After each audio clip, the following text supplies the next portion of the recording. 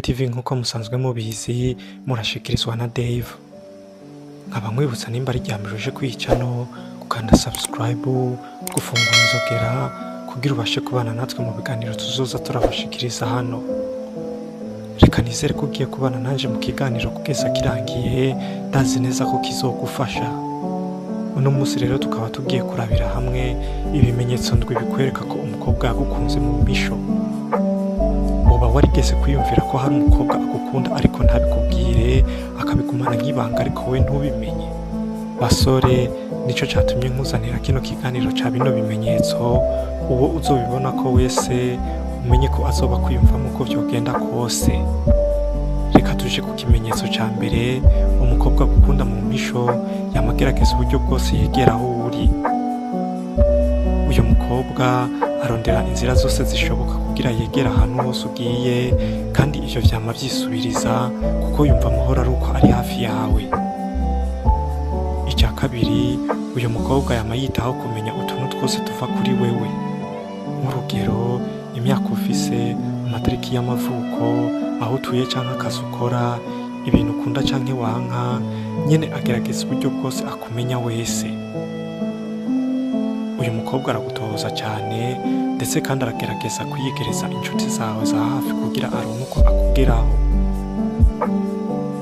Icya gatatu, umubiri wiwe urabikwereka. Ibi bikunze kugaragara cyane mu gihe yaronse uko akugeraho, nyene iyo muri kumwe ntashobora kwihangana, biramunanira kwifata. Uyu mukobwa aguma kwitegereza mu maso, ndetse kandi ugiye kubiraba neza urabona ko aguma ajugumira, kuko we yumva ko ari kumwe n'umuntu adasanzwe mu buzima bwiwe, kandi aba yumva afise ubwoba bw'ukuntu yo kwitwara ko kugira ntumucishe mw'ijisho. Icya kane, uyu mukobwa arababara cyane iyo akubonye uri kumwe n'uwundi mukobwa, nubwo uwo wundi muba muri kumwe biba ari gutera inkuru bisanzwe. Uzobona uyu mukobwa yahora agutwangira iyo akubonye atabigize, abitewe nuko akubonye uri kumwe n'uwundi mukobwa, umenye ko azoba yababaye cyane muri we, kandi we nubwo agerageza kubiguhisha yuko yababaye, burya aba yababaye rwose. Icya gatanu, iyo muhuriye ku kintu, ingingo ufashe niyo nawe yemera. Aba yumva ko agomba kukorohereza ku kintu cyose ushaka kugira ngo wishime.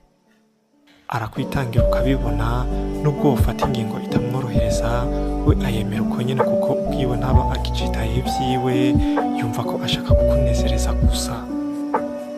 Icya gatandatu, azoguma akwandikira message yo kukuramutsa buri munsi, kandi atakintu agomba kukubwira c'ingenzi, gusa ashaka ko nawe ukwibwiriza ugashiraho ikiganiro hagati yawe nawe.